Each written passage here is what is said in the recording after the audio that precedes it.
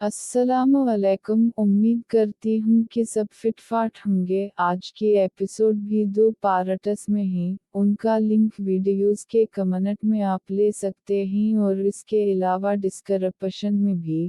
खैर अब आते असल चीज़ की तरफ, तो कुछ फिल्म्स अपने होने का भरपूर एहसास दिला रहे। इन सब का बहुत शुक्रिया, और जो मेरे साइलेंट फैंस हैं उनका भी शुक्रिया, मगर उनसे रिक्वेस्ट कि आप भी लाइक किया करें, और जिन्होंने चैनल सब्सक्राइब नहीं किया वो चैनल ज़रूर सब्सक्राइब करें। इसके अलावा मेरे बाकी के नावल्स का लिंक नीचे डिस्क्रिप्शन में मौजूद है, तो प्लीज़ वो सब नावल्स भी रेड कीजिए। अब बिना किसी ताख़ीर के चलते आज की एपिसोड की जानिब। बेइश्क किस्त नंबर 17, हिस्सा अव्वल। ईमान फातिमा।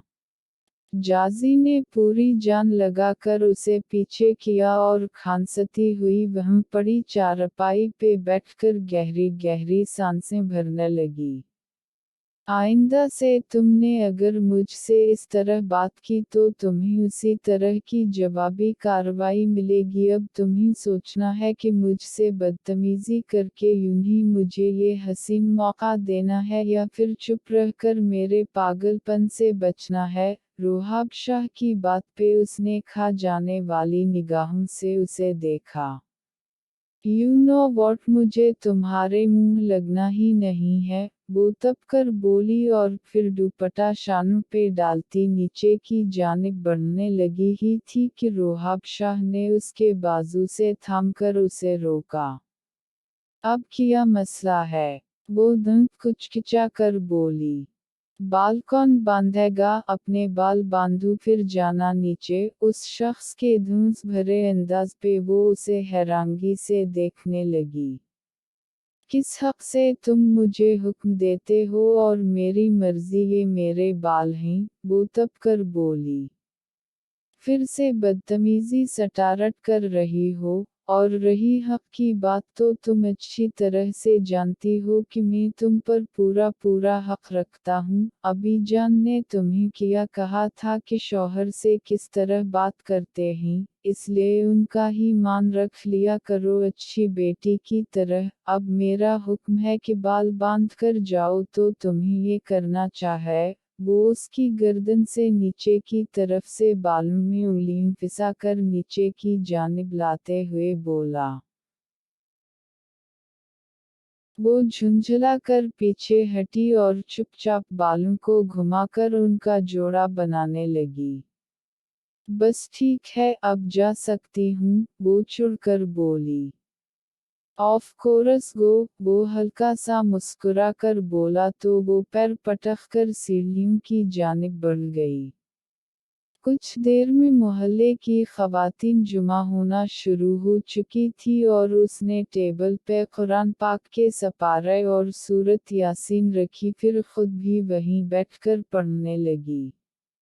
वैसे नौरीन जी, आपकी भांजी की शादी इतनी अफरा-तफरी में क्यों हुई? आपको भी नहीं बुलाया, और न ही मोहल्ले में से चंद लोगों के अलावा किसी को बुलाया? एक खातून की बोली, तो वो सपारा बंद करके उसे देखने लगी। चची, आप मेरी खाला से जो बात पूछ रही हैं वो मुझसे या मेरे अबी जान से पूछ लेती। इतने दिनों से आपके पेट में दर्द नहीं हुई जो आज होने लग गई, वो तलख लहजे में बोली। इस्तिग़फ़िरुल्लाह, पता नहीं तो हर वक्त अंगारे क्यों चबाती है, वो औरत बोली। जब लोग ऐसी बातें करेंगे तो अंगारे तो चबाऊंगी ना। इतने दिनों से शादी हुई है, तो जिस दिन शादी हुई थी उसी दिन शुजात हसीन से आकर पूछ लेते कि आपकी बेटी की शादी आप इतनी अफरा तफरी में क्यों कर रहे हैं, तो वो आपको जवाब भी दे देते हैं। आज यहाँ पर उस मौका पर बैठकर आपका इन सवाल करना किसी के लिए तकलीफ का बाइस बन सकता है। हम लोग पहले ही दर्द में हैं, तो हमारे सर पे हाथ रखने की बजाय हमारे किरदार को मशकूक कर रही हैं, वो तलख लहजे में बोली। अरे मैंने तो ऐसी कोई भी बात नहीं की, मैंने तो बस पूछा है कि इस तरह शादी कैसे हो गई। अब ज़ाहिरी बात है कि कई लोगों के दिलों में ये सवाल है तो उसीलिए पूछ लिया।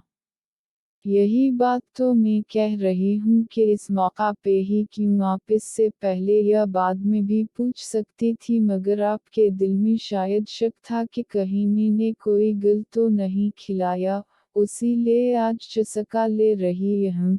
खैर आपने पूछ लिया है तो बता देती हूँ कि इतनी अफरा तफरी में शादी इसलिए हुई क्योंकि मेरे अभी जान की ख्वाहिश थी कि मैं उनके जीते जी अपने घर की हो जाएं, और यकीना ये शादी इसलिए वो जल्द अज जल्द करना चाहते थे कि इन्हें कहीं ना कहीं यकीन था कि वो अब इस दुनिया में नहीं रहेंगे और भरी दुनिया में हमारे ये चंद रिश्तेदार हैं जो कि चंद दिन यहाँ रहते और फिर अपने अपने घरों को चले जाते, मगर हम तन्हा रह जाती। इस तन्हाई को अपनी जिंदगी में ही वो ख़त्म कर गए। मेरे ससुराल वालों से मिल चुके हैं आप लोग, कल से इन्होंने अपनों से बढ़कर साथ दिया है। इसका लहजा आखिर में भग गया।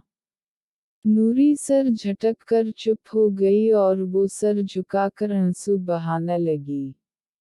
बस बेटा यहाँ लोग ऐसे ही हैं, किसी के गम में शरीक होते नहीं मगर खुशियाँ खराब करने ज़रूर आ जाते हैं, और मुझे भाई साहब ने फ़ोन पे शादी का बताया था मगर मैं घटनों की तकलीफ़ में थी ना आ पाई। नूरीन खाला ने कहा। कोई बात नहीं खाला, वो आहिस्ता से बोली और सूरत पढ़ने लगी।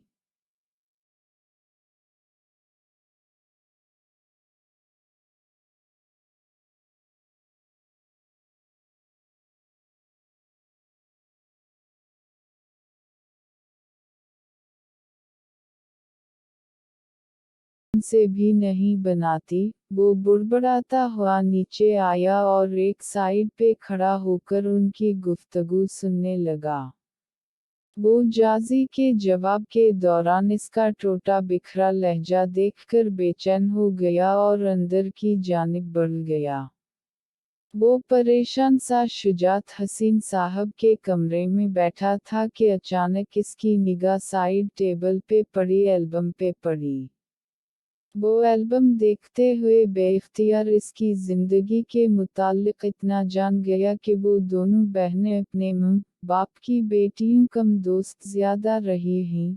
हर तस्वीर में वो जिंदगी जी रही थी, और ऐसी ही जिंदगी उसने भी चाही थी, मगर उसका बचपन का आधा हिस्सा माँ बाप की लड़ाई देखते गुजरा और बाकी का उनके बगैर। इसकी आँखें बेइख्तियार भीगने लगी और कब आंसू टपक कर इसके रुखसार पे बहे उसे भी पता ना चला। किया हवा तुम रो क्यों रहे हो? जाजी की आवाज पे उसने जल्दी से आस्तीन से आंसू साफ किए और दिल ही दिल में झुंझला गया। मैंने तुमसे पूछा कि तुम क्यों रो रहे हो? वो इसके पास बैठते हुए जिस तरह बेचैनी से बोली, वो चौंक कर उसे देखने लगा। मैं रूं, मरूं या जीऊं तुम्हें क्या फर्क पड़ता है? वो तंजिया लहजे में बोला। ये बात तो तुमने बिल्कुल ठीक कही कि मुझे फर्क नहीं पड़ता, लेकिन मैं इंसानियत के नाते तुमसे सवाल कर रही थी कि तुम रो क्यों रहे थे, तो अब तुम अगर बताना चाहते हो तो बता सकते हो, वरना भाड़ में जाओ। वो मुंह बनाकर बोली और इसके हाथ से एल्बम पकड़कर अलमारी में रखा।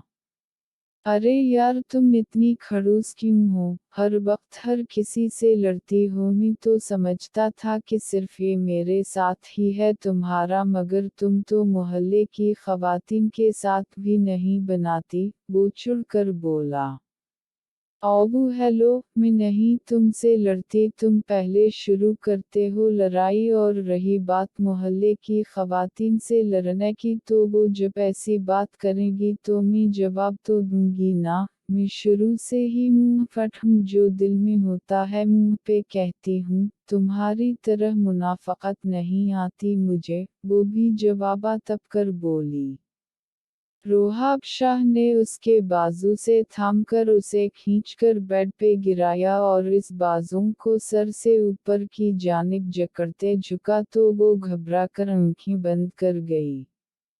वो मबहूत सा उन घनी लंबी पलकों और कपकपाते लबों को देखे गया, फिर झुककर अपने लब इसके माथे पे रखे और उठकर सीधा हुआ तो वो जल्दी से उठकर बैठते हुए उसे हैरत से देखने लगी।